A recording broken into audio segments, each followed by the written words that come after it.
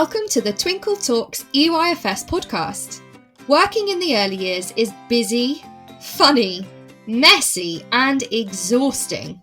Join me, Shana, and the rest of the Twinkle EYFS team as we talk honestly about our experiences as practitioners, teachers, and professional nappy changers. Whether you're listening to increase your CPD hours or catching up on our antics whilst driving home from work, Twinkle EYFS will share everything you need to know about all things early years.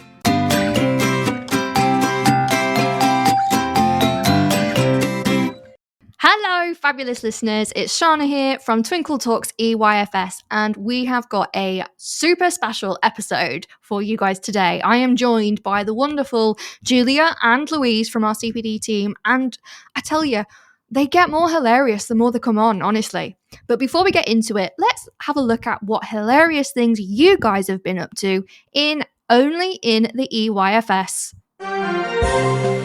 This week in Only in the EYFS. We've received breaking news from a 5-year-old in Lisa Smith's class. You won't believe what I've just been through, they stated. Well, you've just come out of the toilet, little one. I think we can guess what's come out of you. Look, Holly, it's a toe bogey, from one of the children in Holly's class, describing a bit of fluff between one of their toes. I felt dirty just saying that one. After being reminded to go back and wash their hands after the toilet, a boy in Sarah's class muttered, "My daddy doesn't wash his hands after he's had a wee." Handovers just got a little bit grosser. That's it for this episode. Tune in next time for more antics in Only in the EYFS. Wow, I'm really relating to this week's Only in the EYFS kids. Yes, I feel you guys. I feel you. Well, after that, let's see if we can jump straight in with Lulia, as they so lovingly want to be called. And today we're talking all about nurturing curiosity in our EYFS settings. Let's go and take a listen.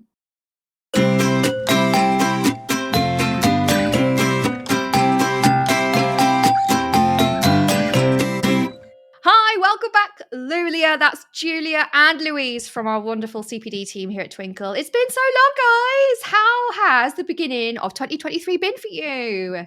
Oh, very exciting. That was terrible. That was not convincing at all. January is a horrific month. Yeah. I'm not going to lie. January's a hard month. I think the weather's not been great.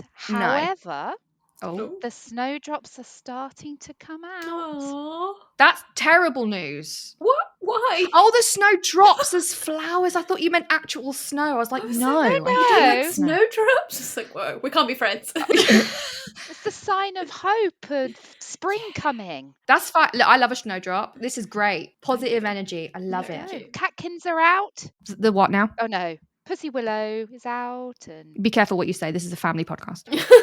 I ain't got no pussy willows coming out here. spring is on its way. Okay, that's what you mean. Got it. That's Got what it. I mean. Very positive. And days are getting longer, right? They are. It's a minute a day, apparently, isn't it? Yes. Something like that. I will take that minute. Yes. Every minute counts, right? And we've got you guys. I know people are very much looking forward. You're like little celebrities, by the way, can I just say? People look forward to hearing about you than they do about me. I'm like, hello, this is my podcast. But no. Lulia are on. Sweet. They tune in.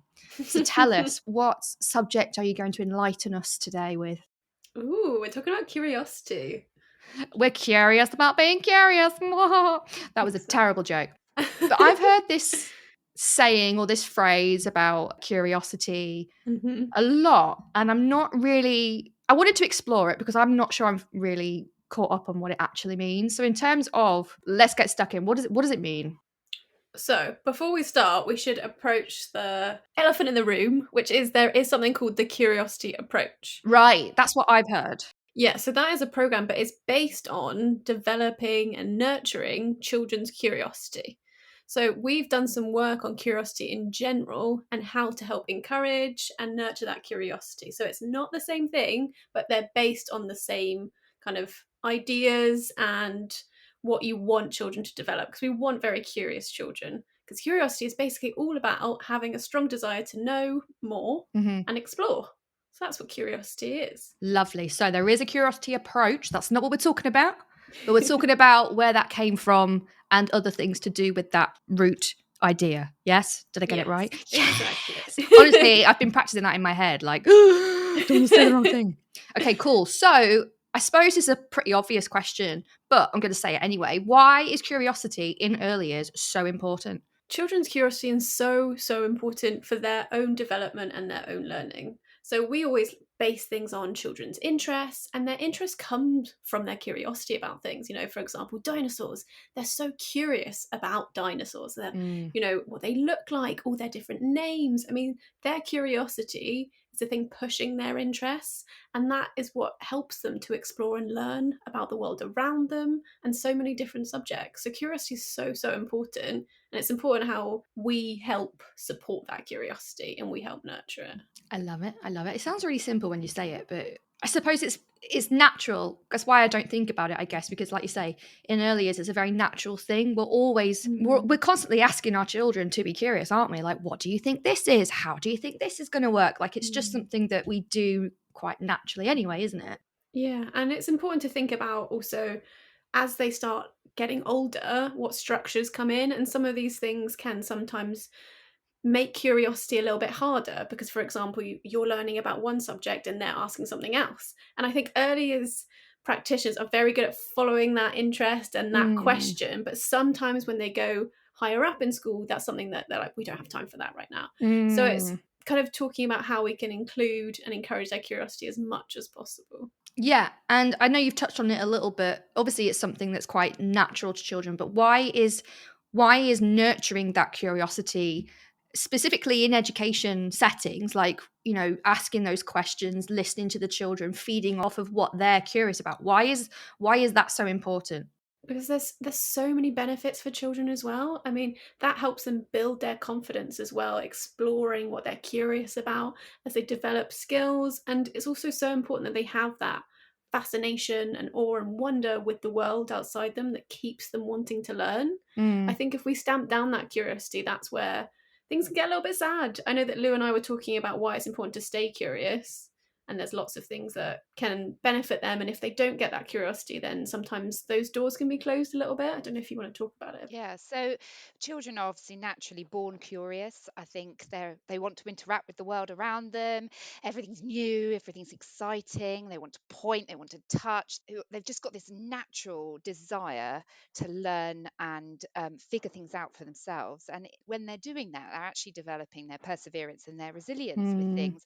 You see a child that's really engaged with something that's really of interest to them, and they can attend to that for such a long time. And if that's not nurtured, then children start to sort of, they don't investigate maybe as much, they don't wonder as much, they don't question things as much, they just sort of take them as they see them. And I think as adults, we become less curious because you sort of think you know how something works, so you don't think to explore it in the same way as a child probably would. So naturally, sometimes curiosity can actually decrease, and that might be, children's awareness of rules and social expectation. They start to take less risks. They can conform more to what is going on around them. Yeah, and that sort of that not being as willing to experiment with things. So it's our role as practitioners to really drive that desire to discover and to find out and to question the world around them. And we can do that as practitioners, but we can also think about the environment and how the environment is quite an important factor in that to create and keep awe and wonder alive. But why is that so important? I'm going to really get into it now, ladies. You said all these things about curiosity, about, it's important to keep that awe and wonder, to keep that exploration, to keep that questioning, etc. Why are those skills so important? Why do we need those skills? If you think about learning as an adult, why do you actually want to learn anything? Right. That's what I'm getting at. Yeah, it's really, you're learning because you're curious about something and you want to find out more. And it's coming from building on those skills. If a child is to say, oh, why does a lion roar? And as an adult, you're just like, don't know, just going to leave that one. And a big difference between that and, oh, who knows, to, I'm not sure, how could we find out? Like, you're actually developing a process as well and helping them develop those skills of how they can use their curiosity in everyday life. Because if you think about, there's so many things in the world that we still don't know. And if you don't get to build those skills when you're younger, then, I mean, your learning will not be the same. And the learning process and your development won't be the same. But if we nurture those things and we say, oh, what could we do to find out? I wonder if other animals are like this. You know, where does that animal live? Do they all make noises? Do we know any animals that make noise? I mean, there's so many routes you could go down, but it's a big difference between opening that up and closing it down for children's own, you know, excitement about learning, their feelings towards what they're actually doing and their everyday process, like their involvement, their well-being, their energy, you know, their perseverance to find out. So many huge benefits for them being curious. Stunning. Following on from what Julia just said, that if you respond to a child in that way, they're actually feeling that what they're wondering about is of value. So actually just being an active listener and really responding to a child and their interests is going to make them feel that actually, oh, that wasn't a silly thing to wonder, that actually, oh, we can find that out together, or I'm going to go and find it out for myself. So it's about valuing that child's natural curiosity as well. I think as you guys were talking, it kind of really resonated with me, the importance of curiosity as a life skill, not just so that, you know, curiosity, as you guys have said, is really useful to nurture children's learning, but at the same time, curiosity is what's going to change the world. That sounds really strange, but let me explain what I mean. The reason we're in classrooms, the reason that we are teachers is because we are nurturing the next generation, right? And there are things that are going on in this world that need to be improved. For example, we've got the cost of living crisis, we've got climate change, we've got, you know, all sorts of conflicts going on in different countries, etc., etc. And the only way that we are going to make the world better is by being inspired, being curious, by looking at different ways to solve problems. Because if we had the answers, we'd be doing it right now, wouldn't we? And that's where early years comes in, or not even in early years. I think education as a whole, it's about, well, okay, let's inspire the next leaders. Let's inspire the next generation to think of their own ideas to solve these problems, because clearly we don't have the answers. So we need to leave it to them. And the reason curiosity plays such a big role in that is because, like you say, we don't know what the end result is. If we did, we'd have done stuff by now. But these children could have the answers. And the only way that they can make the world a better place is if we allow them to be curious, to explore, to find things, to experiment, and to nurture that. And I think when you were saying, Lou, about, you know, of course, there are going to be massive detriments to the children's, like you say, mental health if we don't nurture curiosity. But I know I'm getting like proper out there now, but I do think it's actually doing the world a disservice as well, because if we're just putting children through the education system like it's a factory, everyone does the same thing, they are told this, they leave with that, what is that giving to the world? It's not giving anything. But actually, what our children can give, if we nurture curiosity in them, is going to benefit the world as well. Yeah, definitely. Did I just see your brains go? Yeah, I mean, I was That's captivated by what you were saying, Shana. Why, thank you. Yeah. That's why I love curiosity. And I think that we should all be a lot more curious. Like, I agree. For example, just the other day I was thinking, where's toothpaste? Right. What is this stuff that we're putting on our teeth? And, you know, I've seen that these tablets are coming out and those are more eco-friendly, and people are talking about what's in your toothpaste. I'm like, yeah, yes, I have absolutely no idea what's in this stuff that I put on my teeth apps every day. And that's just about being curious. And someone was curious enough to be like, there might be a better way. Yeah, and for me, this year, Brussels sprouts didn't grow so well. Mine didn't either. Oh. And I was like, well, why? So because I was naturally curious and I thought I'm going to see whether I can figure this out. You know, I've done some research, I've read up on it, talked to people. But if I just took it as, oh well, they didn't grow very well, it doesn't matter, I'll try again next year. Actually, I've learned a lot. So I'll put those things into trying again next year and not giving up, not just right. And then next year, me and Julia are going to come over to your house and obviously have Christmas dinner, because you're going to have Brussels sprouts cracking. And eat your amazing Brussels. Yeah. They will be the best Brussels sprouts. Do you know what? I can't wait. See, look, we're already making Christmas plans and it's January. I love it. But do you see my point? Like, I know it's a bit out there and far-fetched. And of course, it's really important to look at the child and the benefits of curiosity for the child. Like you say, there's so many about their mental health, their value, but also they're such big learning skills that, like you say, they can take into whatever subject they are learning. But then after that, they're taking it into work. They're inventing things. I mean, the reason we've got the wheel is because someone thought, hang on a minute, walking. They Nah. were curious. Yeah, they were curious. How can I get this quicker to my cave? I don't know when the wheel was invented. I just thought it was a caveman. It's not a history podcast. No, don't tell Twinkle history. They'll have me for that. But and things like we're putting a rocket in space.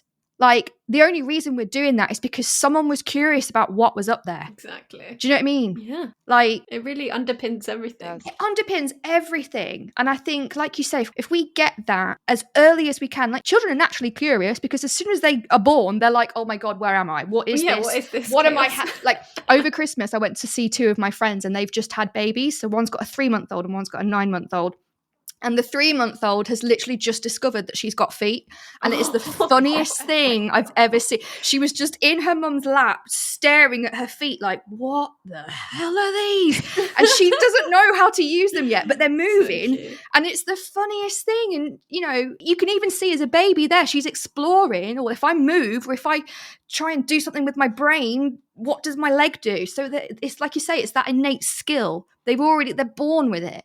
But if we nurture that, like, imagine what our world could be like, It's super cool. I think parents are always surprised at all the questions that their kids come up with. Right. But actually, we stopped asking those questions when we get a bit older. I mean, to each other, definitely. We're not just, asking out loud, why is the sky blue? Just randomly. But, I mean, they're still important questions to discuss. Absolutely. So we're just championing that, really. Yeah, right? I feel like we're the curiosity champions right now. Yeah. No silly questions. Exactly. Right, and this is what I say, because I go into schools as well and do phonics training and stuff as well. I always say there's no such thing as a silly question. I say it to the staff, I say it to my kids, there's no such thing. It's not, it's is what it is. Let's work it out together, let's have fun, and let's be open and honest about what we don't know, because that's okay too. We can't know everything. And I think having a plan for if you find there's a really good question, you're like, oh, we can't talk about that right now, but I love that question. Let's write it down. Let's come back to it. That's also a really nice way to not lose that curiosity. Just think, we don't have time for that right now, because that's what can happen a lot every day. You're right. So in terms of like what curiosity would look like in an early years setting, are there any perhaps maybe learning approaches that have like curiosity at its center that might help practitioners sort of use it more? Yeah, so the training CPD that Julia and I have been working on to do with curiosity, we've looked at various approaches that value and nurture curiosity. So we'll have a look at some of those, if that's okay. Yes, please. So the first one is the Reggio Emilia approach. And that approach really sees children as curious individuals. And when I think about this approach, I just think this is what we do in early years. This is every day, because we're putting children in the driving seat. They're allowed to have that freedom of expression. They are the leaders of their learning, really. And I think that's what we all hold true in early years. So it's led by children's curiosity of the world around them. And really, the Reggio approach is about nurturing that child to be the active participants in their growth and their learning. So thinking about constructing their own learning, thinking of their own interests, following their own inquiries. And I think that's where the flexibility in early years allows for that, because it is around the child. The curriculum sort of goes with the child's interests. So that's one of the approaches that we've been looking at. And I think the outcome of that is really that the approach looks at how children all express their interests in their own way, in their own unique way.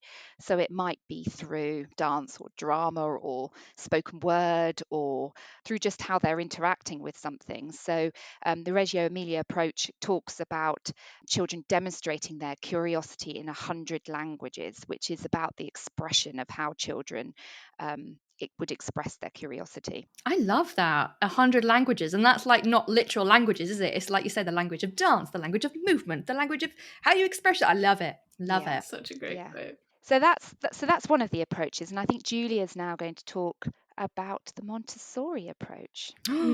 So the Montessori one also supports curiosity so much. It really highly values it. And a lot of their work is, since it's child-led, and child-centered. Again, it's around the child, what they're interested in, and following them and encouraging them to explore their interests and really be led by their curiosity. And they prioritize a lifelong love of learning, which is what we were talking about. It's not just for early years, it's for life. We all want to be a learner for a long time, and we never want that to disappear. And that's something in early years we really, really want to support. And one of the things which I think is really nice is they want children to be comfortable with saying, I don't know. Because I think that gets a bit difficult at some point, because you're expected to know a lot of things, especially something you've been taught. And it's just kind of like, sometimes we're expecting children to have an answer for everything. And it's just really nice to just feel comfortable saying, I don't know, and exploring that. And exploring it together. It doesn't have to be like, well, you go find out. It can be a journey that you can go on together or as a group. And that can be really nice and very memorable as well when you explore something with other people and you're curious with others as well. So that's really nice. Thinking of it as an overall learning process. And having the time as well. Yeah. Having the time to explore it, I think, is really, really important. It's bringing back, when you're saying, the I don't know thing. I was just, as soon as you said that, I was thinking back to like my nursery and reception classes. And you could see, even from a young age, 3 years old, if you asked them a question and they didn't know the answer, you could see on their face, oh my gosh, I don't know the answer. I'm in trouble. Mm-hmm. And I was like, it's okay. You can tell me if you don't know. It's okay. So they learned that very, very, very young. I remember spending a lot of my time as a teacher saying, it's okay if you don't know, just tell me and then I can help you. I don't expect you to know all the answers. So that must be a cultural thing or something that just happens to us as children that we're supposed to know. Yeah, a lot of the adults, not necessarily early years practitioners, because we know, we've studied it a lot and we really love this sort of kind of process of curiosity. But maybe other adults, I think when they're not sure what to ask children, they almost want to ask them a question that they will know the answer to make them feel good. Like, what is the shape? Like kind of simple response ones. So it's not an open question. And after a while, children get used to, oh, I should really know the answer actually, and start to feel a bit anxious or worried that they don't. And yeah, that is really difficult, and it's something to address. And what's really nice to do is to demonstrate that we don't know everything. Absolutely. I think that's so important, because maybe a lot of adults don't model that. And it's so important to say, I don't know the answer to this. How could I find out more? Or it's okay that I don't know, but I wonder what I could do next. And that's just really, really important, because you don't see it that often. No. I mean, in society, like politics, everyone pretends they know everything. Oh, yes. On social media, especially. Exactly. So it's not modelled. A lot of people saying, I was wrong, or I don't know, those sort of things. So it's really important for us to do that. Yeah, definitely. And I think that also brings up another point about why curiosity is so important, because again, it's not sometimes always about the end result, about what you get out of it. It's that process, because there are going to be things in life that children come across that they do not know. I mean, we do it every day. To be honest, guys, I haven't got a clue what I'm doing today, all right? But we're rolling with it. And look at this amazing conversation that we're having. It's having that curiosity. It's being open and actually teaching children not how to be curious, but how to nurture that and how to follow it through. Being like, right, okay, so I'm curious about this. What am I going to do about it? Yeah. Am I going to go and find it out, or am I going to leave it? Am I going to go and ask someone? Am I going to go and experiment myself? Am I going to seek something out that shows me? Am I going to do, X, Y, Z? So it's like you say, even though the skill of being curious is innate, we as practitioners as well have that responsibility of teaching them how to nurture that and how to... Having a little toolkit, isn't it? Yeah. Oh, I love it. A curiosity toolkit. I like it. Yeah. And giving them those tools, because then that also makes them independent learners as well, which is what we're supposed to be doing anyway. And then when they get, become adults, they're going to be, really well equipped for whatever job, whatever life path they take, right? Definitely. I'm getting well into this, guys. I'm liking this conversation. I'm loving it. Glad. We get deep. So we've got all these ideas. We understand why it's important, and I'm feeling really inspired now. Yay. So I know, right? Go, you guys. Inspiration. Woohoo! What could I do in the classroom? What can I do in my setting in terms of my interactions or the resources or the environment that I make for my children? What can I do to nurture that curiosity? Yeah, the environment is so, so important. And as we probably have heard before, it's the third teacher in a way. And it's something to reflect on regularly. And I think that even if you look at it yourself and you don't feel that inspired, it's a sign to really think, okay, what can I do to really help encourage children's own curiosity? So thinking about their interests, building on those and using resources to help that, and also introduce new things. Because, I mean, sometimes you're curious about things, but you've only seen a small amount in your life. So there might be lots of other things that you'll be curious about, but you need to introduce them a little bit and let them explore that themselves. So think about what open-ended resources there are, and also, are there places for collaborative learning or investigation? And how often do you rotate resources? How do you arrange them? Is it kind of, because sometimes we can get a little bit stuck, and that's so normal because the job is really, really hard. Mm-hmm. And it's just something to, sometimes it can be nice to really come together as a team and really discuss, what is it? Have we always just had this one set of resources in this one place? What can we do here to really inspire children and change that up? And so I think regularly reflecting is really, really important. And also how you use natural materials, because sometimes a lot of colour can be overstimulating for children. And so just like paring that back so that children have a calming environment to focus on their curiosity. Because if there's lots going on, sometimes it's hard to then hone in on what they're really interested in. So that can be nice. And also hands-on exploration, like lots of things that they can really get involved in. Think about how children use certain resources. Are they using it all in the same way, or are there lots of ways to use those resources? So we talk about affordances a little bit with loose parts, and that was all about, if you've got one thing such as a stick, it can be so many different things. So try and think about, how can this resource be used? Is it always, a car? Is it always the same? Or have we got different kind of resources they can use in lots of different ways? And also like provocations and invitations to really excite them. So maybe think about, once a week or something, like, oh, what can I really introduce this week that could be really, really exciting?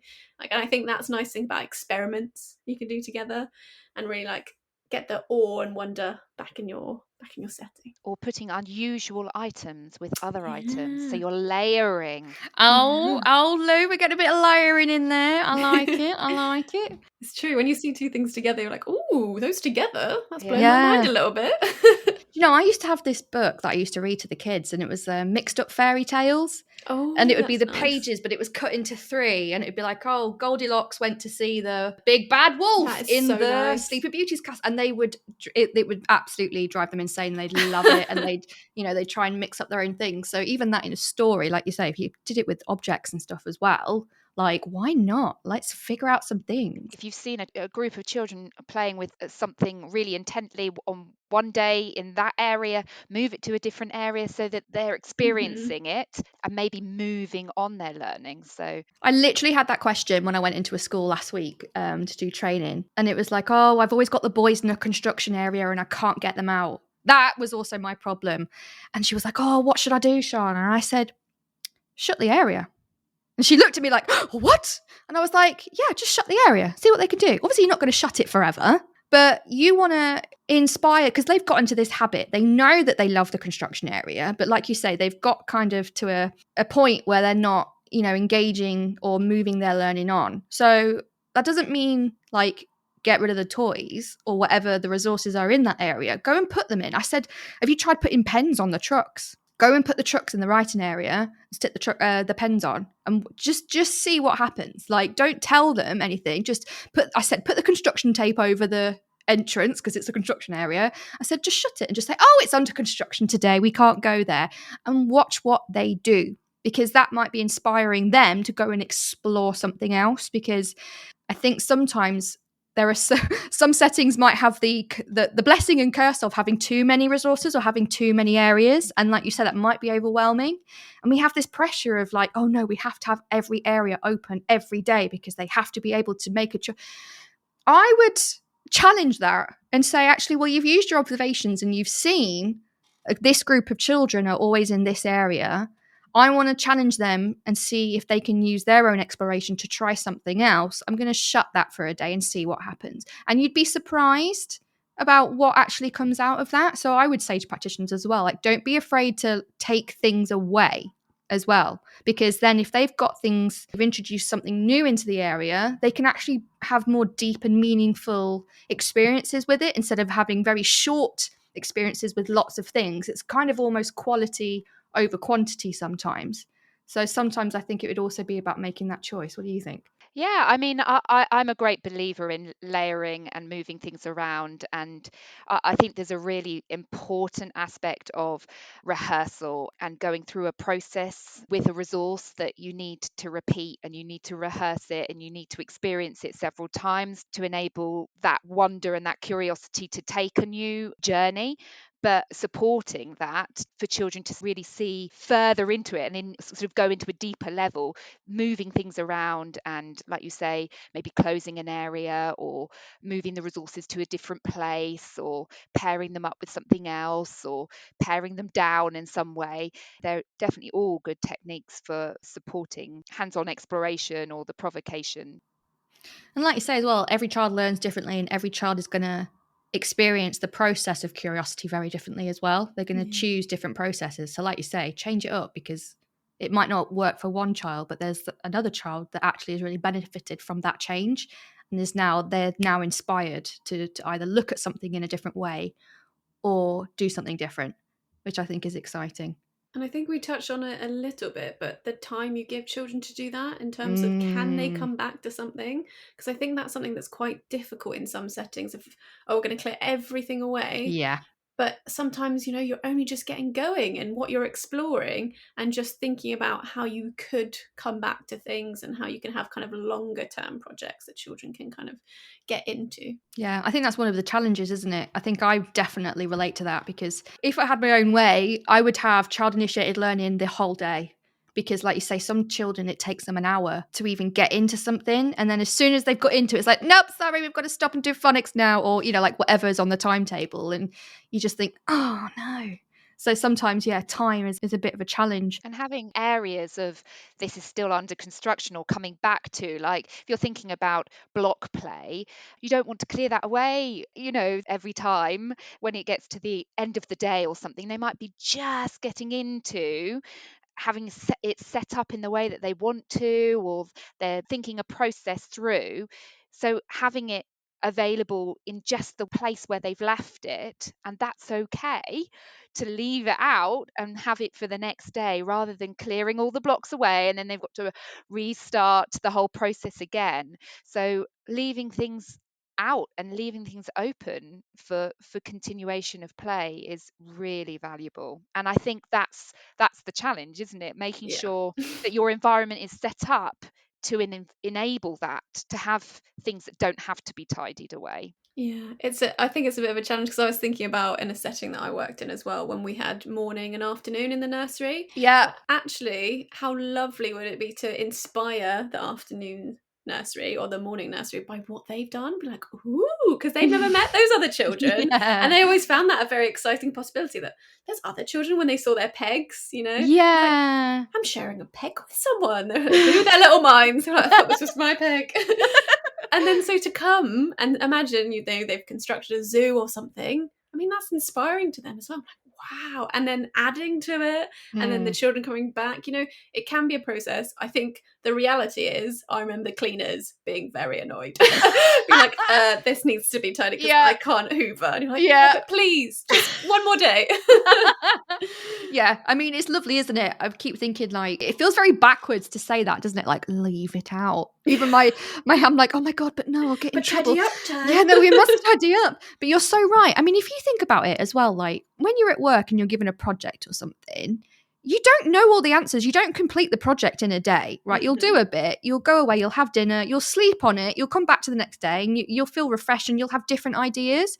And we're not giving our children a chance to experience that either, which is a bit backwards. I'm like, oh, wait, hang on a minute. Like, we can't do a project in a day. We also need to do that in early years. So I'm like, oh, but then again, Julia, as you said, I'm thinking, like, I had a morning and afternoon nursery at one point as well. And although it'd be lovely to have the afternoon children be inspired and carry on what they're doing, I can already imagine my morning lot coming in the next day going, who's ruined our box? Why is it not what we've done? And like, do you know what I mean? Like, there's so many things you have to juggle. But that's a fun conversation to have. Is it? Do you want to do it for me? Because I already know the children that are going to be on me. Oh, I know, but this is about collaboration now. Okay, you've inspired other children, and what's really exciting is you don't know what they're going to do next. It is so much fun when you work together, because when you work alone, you know what you're doing and nothing's going to change. I mean, isn't that all about going to earlier settings? It's like, oh, other people are touching toys that I thought were mine. Right. It's like their little world has just opened up, and that's exactly what that is about. I think that's just such a fun conversation to have, and to demonstrate, this is my piece of paper. So does that mean that Miss Shana can't touch it ever? Yes. Like we work together, but she can't touch my paper because it's mine. Is that the best way to move forward? I agree. I like that. That's a very provocative conversation. I like it. It's like we're trying to what's that film with Keanu Reeves and Sandra Bullock? You've Got Mail. Is that it? Where they're in the same house but they're in different times and they're sending letters to each other. Oh, I've never seen that film, but I have heard You've Got Mail. I need to watch it. I'm sorry. Yeah, I think that's. To be fair, I haven't watched it either, but I think I've got. You know what, listeners, if you know the movie I'm talking about, you just let me know, because I'm sure it's that where they're writing letters to each other and then in different times. But this sounds like a great film. Yeah, I they live in the same house but Yeah. at different time zones, and then they use the post box and they letters. Yeah, I can't really remember. That I is thought so You've cute. Got Mail was an email one. An email one. Oh darn! But you know what I mean. I definitely know which film you're talking about. It sounds like a very cool film. I love Keanu. Yeah, Keanu Reeves. But this is the premise. Like, I kind of feel like that's what we're doing. But we've got a couple of questions from our listeners now, which I think you'll be able to answer really, really well.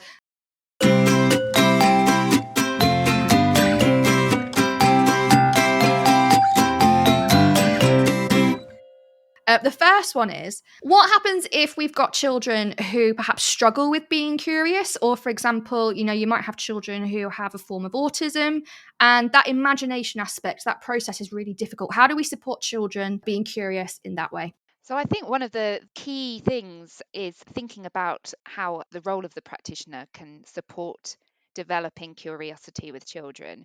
So I would suggest being a curious play partner. Oh, elaborate, please, madam.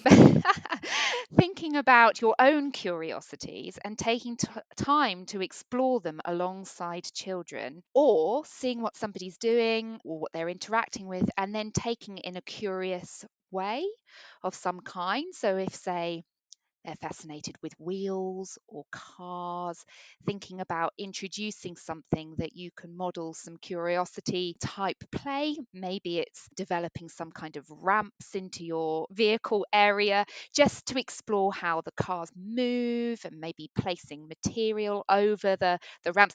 I'm just thinking of ideas here off the top of my head. I'm loving it. Yep. But just playful learning alongside is a key role of a practitioner. I think in developing all sorts of play, but developing curiosity works really effective if you sort of be playful and curious yourself. And then obviously alongside that, modeling curiosity, thinking of I wonder what that does, or I wonder how we could explore that together. So not saying this is this and this is how we're going to play with it, sort of posing that question and keeping it as open as possible. And I would say open-ended questions all the time, rather than short one answer, yes, no type questions where the response is quite limited. So things, for example, of tell me what you see, tell me what you think, or I wonder what that might do. So keeping it really open so that children can sort of make their own discoveries and make connections between things.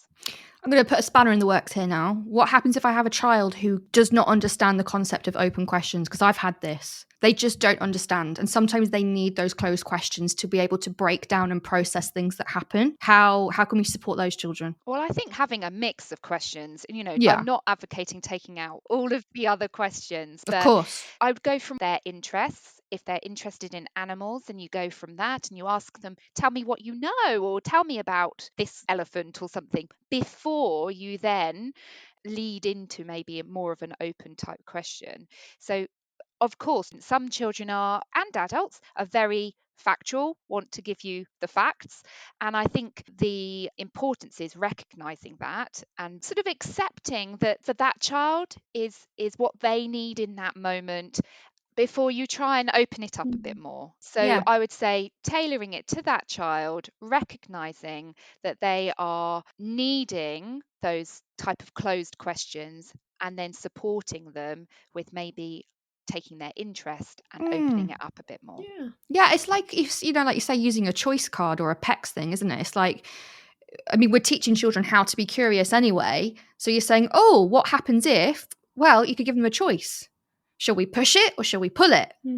Shall we open it? Shall we close it? And that's still giving them choices, even though it's closed. But for that child, that's what they need, because an open question might be just too much. We're still exploring curiosity, but we're just, like you say, we're tailoring it to that child and just making those processes a little bit smaller, those steps a bit smaller. Yeah, and obviously you can ask an open question, but they don't need to answer it. There's no pressure, is there? You can just say, I wonder what would happen if that and that, or we did that with that toy, or we used that to make that work, or something. You're not requiring them to answer, you're just wondering. And then you could always model exploring that. And that's the first start, isn't it? That's becoming your curious play partner and collaboration and co-construction with children. Perfect. Love it. Love it. Thank you. This is a good question. Technology. Do you think the amount of technology that children have access to at this stage is a hindrance to curiosity? And I get where this is coming from here. So, for example, I don't know about what you just said. Let's go and find out together. Child responds, yeah, let's Google it. Alexa, do you think technology is a hindrance to curiosity or a help? I think it kind of depends on the context sometimes. Like if you say that's the end of that, we Googled it, because I think that the internet can be a really interesting place to explore more. And that's how a lot of adults find things out now. We're not going to the library so much. So saying that we don't find things out that way would be a bit of a lie, wouldn't it? Because we've all Googled a lot of things. Oh, yes. And it doesn't mean that it needs to stay on the computer or that that's the whole journey, but sometimes it can help you along the journey. And I think obviously we need to be mindful of how we're using technology in general, because we've all seen the situation where an iPad comes out and it's like fireflies, they're all stuck to it. So we can also model how we use technology and say, I'm not sure where to start. Where could I look? What books do we have on this topic? Do we have any? If we don't, where could we go? And see it as one of many options and not the only option. And then, how do we use that information? Can we then make an experiment to find out more? Can we do real life activities so it's not just on the computer? Or if you watch a video, can we recreate that? Will that be the same in real life for us? Do we have different things? So I think it can be helpful, but just it needs to be mindful of how you're using it. Yeah.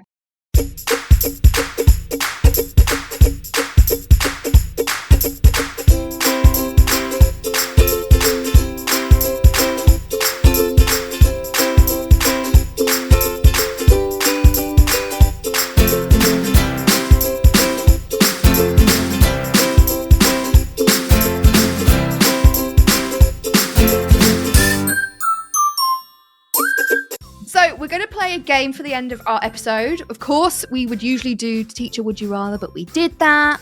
Then when we did the loose parts theory, we had to bring an object and we had to guess what it was because it was about loose parts. So we're going to play a game about being curious. Woo! And I know, guys. Thank you for being so up for it. And it's basically based on what you were talking about earlier, about curiosity being a lifelong skill. We all want to be lifelong learners. And as adults, we're still curious, right? I mean, I'm curious about a lot of things. Definitely. I want to play a game about what you're curious about. I know. So there are going to be 3 questions, and I asked you guys, and I did this as well, to answer the question about what you were curious about on these subjects. And it's our task to guess who is curious about what. Ooh, exciting. Let's see how much we know each other. Okay, so the first question was, what country have you always wanted to go to and why? So here are the answers. First one says, tricky question. The North Coast, 500 round Scotland, anywhere to see puffins in the wild, or further afield. South America, Canada, Morocco. The list is endless. Okay. The next one is, I've always wanted to go to Brazil so I can take part in Carnival. All the glitter and colour and singing and dancing looks like so much fun. And the last one, I would like to go to Mexico because I have friends from there. They are incredibly beautiful and historical places to visit, and I love Mexican food. Right, so we've got Brazil, Mexico, and puffins. Who's... there was a lot in that one. I just had to pick puffins. Who likes what? Oh, I definitely know who. I think Really? you're Carnival, Shana, and Louise's puffins. You were Carnival, like you were like, oh, the singing, the dancing. I can totally see you in Carnival. I agree. And I know that you love some puffins. Okay, yeah, I do, guys. I really want to go to Carnival. Like, oh my god, it's just like the park. I mean, I'm not like I don't go out. I don't, stay up late. Like, I like my bed. But that looks like a party, right? It does. I think you would be in there, and Yeah, I can see you, picture you there. Like, you need to go. Stop! You need to take lots of pictures. Oh my god, I so want to do it, guys. in Okay. fact, I'd quite like to come too because it sounds really good fun. Right? I just It does can't. sound It just fun. sounds like you need the a huge best party. headdress as well. Oh, I'll can make see my that own for you. outfit. I will make it. We could do Twinkle Talks from there. Twinkle Talks Carnival. Yes. Let's do it. And you have to say Carnival, like yes. My favourite thing. I've said it about 6 times. I know, right? Carnival. Yeah. Well, then, by process of an elimination, then, Julia, that must mean you want to go to Mexico. Mexico. Yes.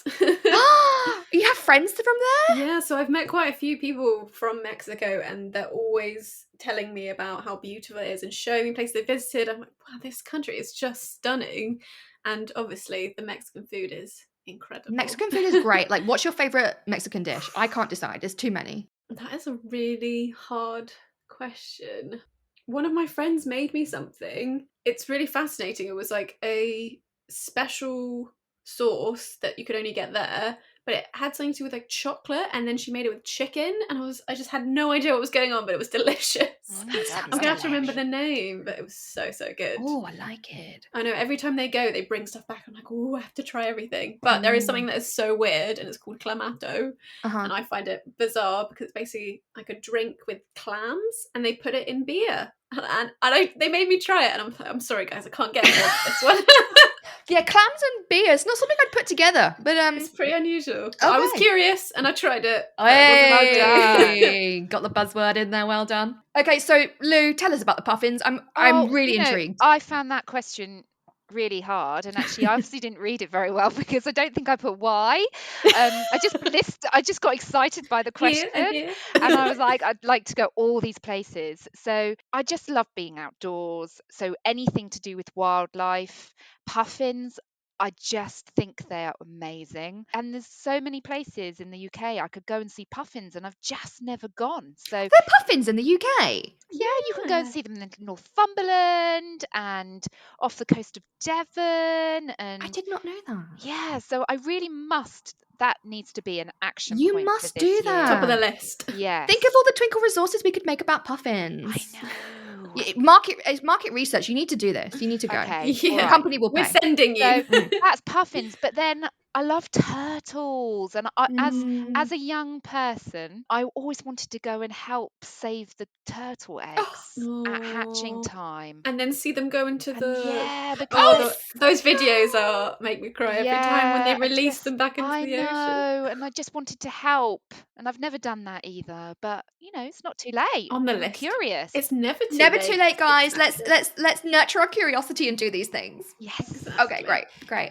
So that brings me on actually quite nicely to the second question, which was, what profession have you always wanted to try and why? So the first one is, I've always wanted to be a farmer. I'm crazy about animals, and I've always wanted to have pet pigs, donkeys, ducks, and cows. The second one is anything in nature, wildlife explorer, or something to do with conservation. And the third one, I'm curious about lots of professions, but would really like to try woodworking. I love using my hands to make things, and I think it would be fascinating to create designs out of wood. So, farmer, conservationist, or woodwork, who's who? So I'm gonna go and say, I think Shana might be the farmer. Yeah, me too. I mean, that was obvious. I love pigs. Everybody knows. I love pigs. Okay, I just shout it from the rooftops. I love pigs. I want to be on a farm. I want to grow my own food and have pet animals that moo at me and give me cuddles. Yeah. The end. Moos and cuddles is a And good dream. I can also see Julia doing woodwork. See, that is well exciting. You could work together. You could make things. Yeah, I'll be in your shed making some woodwork. You could make me some, like, troughs. That does not sound glamorous at It all. would be like a really fancy trough. I've never seen a wooden one. I feel like they're all those. Oh my god, you metal can make a ones. fancy trough for my farm, babe. And then engrave the pigs' names. Oh my on the god, side. stop! And they could have their little stalls and you could like engrave their names on the doors Yeah. and everything. Okay, so this is happening. So that means, Lou, that means you're my gardener Yeah. and wildlife explorer. Yeah. Anything outdoors, I am all about it. So we're all going to quit our jobs and we're going to make a farm and we're going to just have our own little business, right? Sounds perfect. Living the dream over here. This podcast has just turned into us making our dreams real. I mean, like, let's live our dreams. Why not? although I'm enjoying our current roles talking about this. I mean, this is also true. Like, in what other job do you get to talk about this stuff? But also, this is the joy of being an early years teacher because these are the conversations I have with my kids. Exactly. But I do think as an early years teacher, you probably would have experienced woodwork, farming, gardening. Yeah. We just all of want those more of that things. in our lives. Yeah. Point. We practiced it. We've It's practiced it. true. This is Now so we just true. need to perfect it. Oh, Yeah. guys, I love it. Okay, final question. I wish this round wouldn't end. This is one of my favourite games we've ever played. People should ask each other as well. Maybe we should do that. Maybe we should ask the listeners. Mhm. Yes. We want to know what you're curious about. Oh, I love it. Yeah, we'll do that actually. I like that idea. Okay, so the last one is what language have you always wanted to speak and why? So the first one is I'd like to speak Spanish or Mandarin to travel to different places that speak those languages and to be able to talk to them. The second one is Spanish. The third one is Mandarin. That's so funny. So basically, we've all picked the same few. But there wasn't any explanation. Oh, sorry. So Spanish, yeah, there was no explanation. So Spanish, congrats. Mandarin, sorry, I got carried away. It does have an explanation. It says, the characters and structure of the language is so different to English, and I find that really interesting. Shut up. Yeah, that was clearly... I've just given the game away, like I'm a linguist. I like being a detective still and pretending that, I did a Yeah. great exploration and Yeah, found it was well, that I was- mean, what have we learned from this game? Louise doesn't really read the questions properly. See? And we would never have learned that if we weren't No, curious. but I just got very excited by That's the so question sweet. that I just wrote down exactly what I wanted to do, and there was no fuss about it. I just No. want to do that. But this is it. This is how we learn about how other people interpret things as well. Like you have answered the question differently to how we have as well. And I think also, obviously, I can see the answer to the question, so I can read them, and by reading them, I know who's said what. It's also about how we process things as well. Lou, you're just straight to the point. You're like, I don't need a why. This. I I'm am just so but excited about I it. can't give one answer either. Although I did on the last one, I was just Spanish. Yeah, that one, Spanish. But the others, I was like, blah, blah, blah. No, I Why love do you it. want to learn Spanish? Why do I want? Well, because I have learnt a little bit of Spanish from school and I found it really tricky, but I just wanted to get better at it. And then obviously I've left school and I haven't continued that. So I think I'd love to pick that back up again because I go to quite a few places that would have spoken Spanish and I would have liked to been able to communicate a bit more. Yeah, I love it. I love it. I'm really interested in Mandarin, so I think Julia, you are as well. Why are you interested in Mandarin? I think it's so fascinating, like what you said about the characters, that it's so different. The sounds that are made, the way that it's written.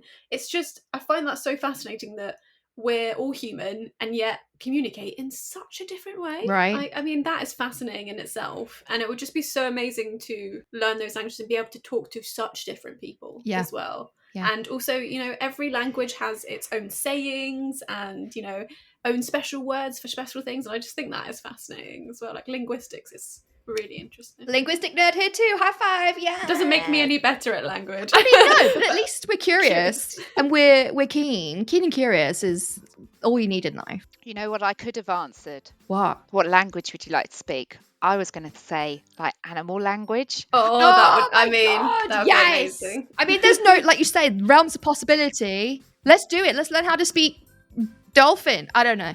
Like, Yeah. Oh, Yeah. wow. Julia Very speaks good. dolphin. Fluent. You hid that. Well, that was a party trick. I just think, like, Ozzy can understand loads yeah. of language, and he's got all these toys, and he knows when I say chicken, he goes and gets his chicken. When I say pig, he knows to go and get his pig. Have you seen those buttons? that I loads was of just people about to have say, done? on TikTok, you need to follow someone. Ironically, fascinating. their dog is called Ozzy as well, Oh, that's Oh. weird. isn't it? And she's got like this mat of buttons. Fascinating. Oh, it's not Ozzy, it's Otto. I'm sure she calls him Ozzy as well. I'll still Anyway, watch it. and she on this dog has learned how to communicate, and I mean sentences as well. Like not like obviously the sentences that we use, but simple phrases and things using buttons to communicate with each other. It's mad. I'd love It that. is good. Yeah. I mean, Ozzy understands me so well. If I say, Ozzy, go and do a wee-wee, he will go and do a wee-wee. And if I say, Ozzy, go and do a poo, he'll go off and do a poo. Wow. Well trained. He just understands me. And I say it in a sentence and he understands it. Yeah. Is it how I'm saying it? Is it that I he don't needs know. to go? So actually, I've given him permission to go. Is he just a constant like poo machine? So it doesn't matter what you say, it's just coming out. It's fascinating because we could It is quite really have fascinating. finished our walk and he hasn't gone because he's on the lead. He hates going on the lead. And I'll let him off the lead just momentarily and he'll go off and he'll come back. Do you know, I'm impressed that anybody, animal or human otherwise, can actually poo on command. That is a skill I do not have. Like, The vets have always said to me, I've never heard of such a thing. yeah. Crazy. No, it really is. I think that's what everyone wishes they had. Right, he has mastered his gastrointestinal system. He needs to like. But it's pretty nuts, though. It's pretty nuts because I thought that was something that cannot be mastered. He needs to teach us what's going on. See, this is what I mean. We're curious. Maybe there is a way that we can do this. You know, maybe in the future, someone who's listening to this podcast is going to find a way to master pooping.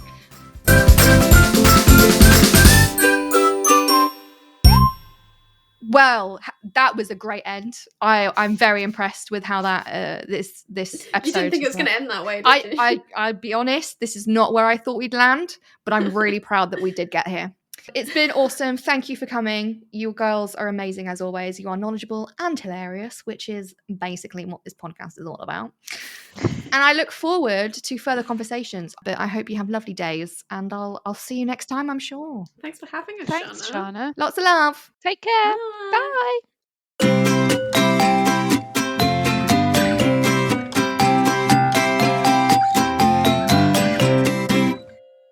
Well, there you have it. I mean, who knew we were going to go from talking about curiosity and ending with talking about Lou's dog's bowel movements? I mean, look, this is the fun of early years. It goes anywhere, doesn't it? But it's been really fun. I hope you've enjoyed listening to us today. If you want to learn anything more about nurturing curiosity and the topics that we've talked about today, Julia and Lou have made some really cool documents and resources to help you understand, help you implement, and also train your staff as well. So I will pop a link to those resources in the episode description as well.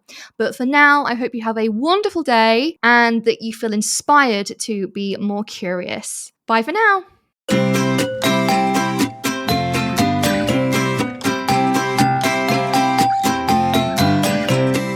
So that's it from today's episode. Thanks so much for listening, and I hope you really enjoyed it.